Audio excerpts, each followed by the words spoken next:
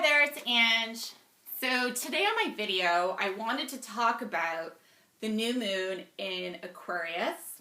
And because we're near Valentine's Day, I did want to talk about a bit about soulmates and twin flames, what's the difference between the two, and then give everyone a love reading for 2016. What does 2016 in terms of love want to bring about? So, new moon in Aquarius, what does that mean? The beautiful thing about a new moon in Aquarius means that it wants us to be very open-minded. It wants us to kind of be like a dolphin, being playful, being flirtatious, being friends with everybody. That's what an Aquarian energy is about. So, fortunately, I'm an Aquarius myself. I have my Venus in Aquarius, which rules my love, relationships, and friendships. So it's not a coincidence that I was super guided to make a video about this. And I think it's like something that we all kind of look at in a way that needs to be more open-minded. So the energy is asking us to kind of be more open-minded in our relationships, be more Aquarian-like, have relationships that work mind to mind, that understand you intellectually, that you can have good conversations with, not just physical, or material needs that you have, but actually your mental and emotional needs as well. So Aquarius kind of, wants us to kind of expand our consciousness so that we can have those types of relationships or romantic partners that are most suited for us. What's interesting about this transition in energy is that it's around Valentine's Day. So that's why I felt that it was really important to talk about soulmates and twin flames. There's so much information out there about soulmates and twin flames, but there is a difference. So I'll explain why. Our soulmates can be our friendships, our lovers, our family members, our pets. They can be anyone that help us on our journey. So having Venus in Aquarius myself, I've actually had lots of soulmates that, I've changed lots of friends, changed jobs, or changed romantic partners because I have my Venus in Aquarius. It's just part of my purpose. It's just who I am. But when you have soulmates, it's kind of like a contract. You have this energy that guides you to one another, and when the lessons are learned, you outgrow or you no longer have that resonance with that person or group of people, and then you kind of drift apart, like you grow apart. So soulmates are kind of there to guide us, but they're usually short-term. They're not usually a long-term friendship. Some of us have long-term soulmates that are, who are with us all the time. But most of the time, soulmates are people who kind of like come and go, and, they're here for a few years, maybe even 10 years, but then eventually they kind of leave and you drift apart when the lessons are learned. And the soulmates, what they do is actually they build kind of like a triangle. They come and go because they're helping us reach our highest potential, which is like our twin soul relationship, our twin flame. So that's why they come and go.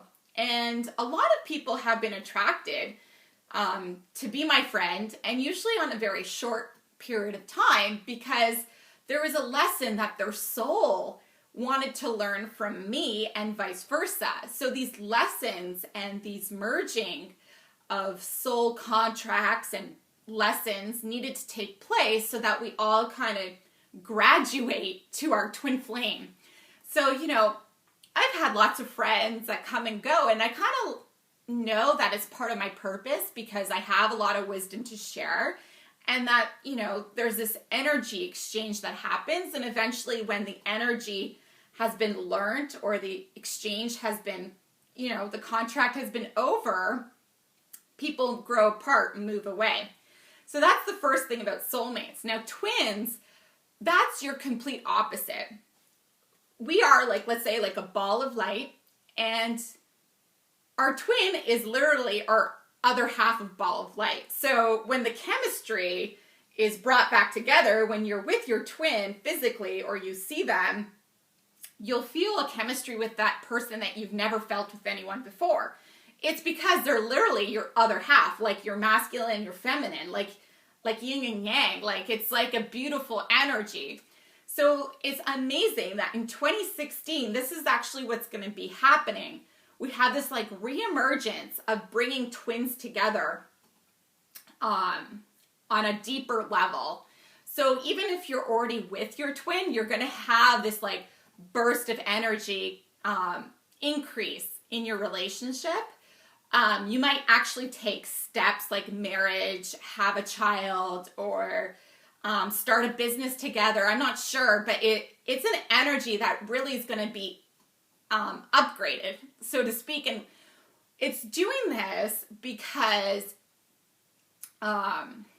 it really wants to heal the planet. So when twins actually come back together, they increase the energy of everyone because they're vibrating so much love, and their energy, like their bond and chemistry is so high. They release like a domino effect of love and light and joy and peace, like for the planet. So it's a beautiful thing to have, twin soulmates together, and to let them be together on Earth, on this planet, like in 2016. This is kind of what the energy wants to bring about.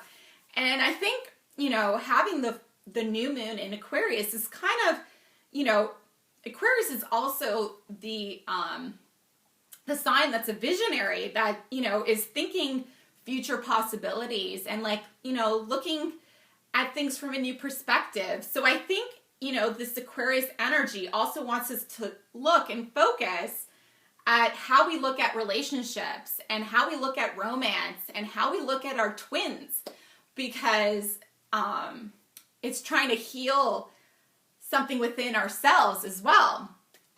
Another thing about a twin soul relationship is that you mirror each other. You mirror each other's strengths and weaknesses. So everything that comes through in your relationship may be very difficult with this person, because you're trying to heal each other as you get up to the top of the triangle. It's literally like almost like reaching enlightenment or reaching your like highest potential, and reaching your dreams and your goals, like all those things that you really want.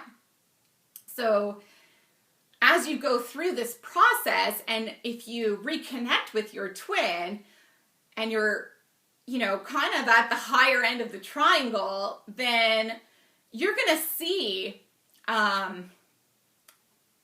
you look at relationships a little bit differently. And you're going to see also that in order for your relationship with your twin to be happy and balanced and successful, is that you're going to have to vibrate that love for yourself and the love for that person the same way for everyone around you. So you're going to have to kind of like love everyone, like the dolphin, who's playful, joyful, friendly with everyone, looking at partners, in the highest potential of love and friendship, of passion, and all those kind of things.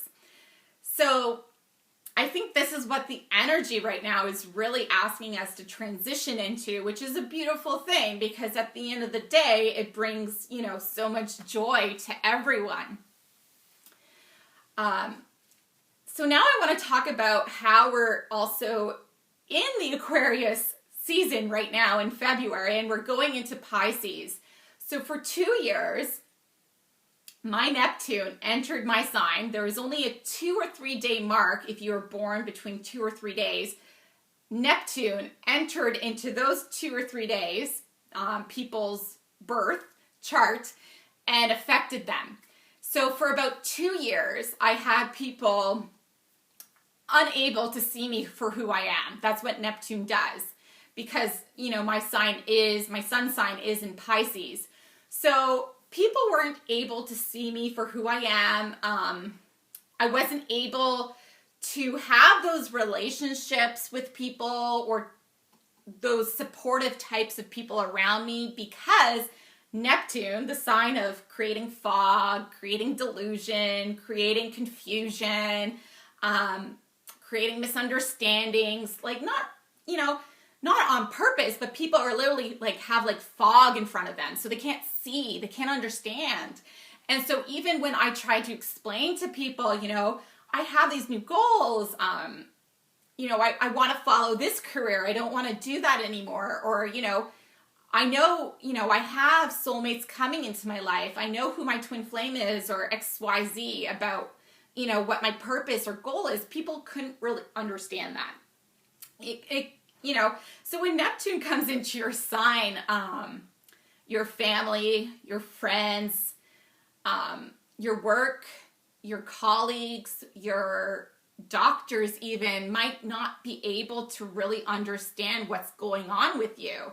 And part of that is being patient and also knowing that that's their learning process, right? So, if people need to learn because they can't see you for who you are right now, you kind of just need to be patient with them as well, because we're all reflecting each other, right? So whatever I think of myself or think of others is what I think of myself. Or whatever someone else thinks of you is what they think of themselves. Like everything is a mirror. So if someone, is making these assumptions or judgments or confusions, it's actually something within themselves that they need to heal. And so they've attracted you into their life because their soul is asking them to heal something within themselves. And so when Neptune came into my sign, I knew this was part of the process. And so now that it's gone and Saturn is out of my birth chart, I kind of have these like floodgates open to be more expressive and that people will be more receptive to what I have to say. So I'm so excited to be able to finally start my videos and actually push through this energy and share my wisdom and love with everyone. So it's a transitionary time for me as well. And some of my videos that I've posted below, I've made maybe a year or two ago. So I'm slowly really pushing into this energy because I know this is kind of like what I need to do right now, and it's a priority for me to really help everyone on their journey and share my wisdom. So that being said, what do the romance angels have to say for our love life, for our relationships, and our friendships for 2016? Like, how will Venus play out? What kind of message is there for us on Earth? So this message is for anyone watching this video. It will be related to you as well to me, so it's going to be for everyone.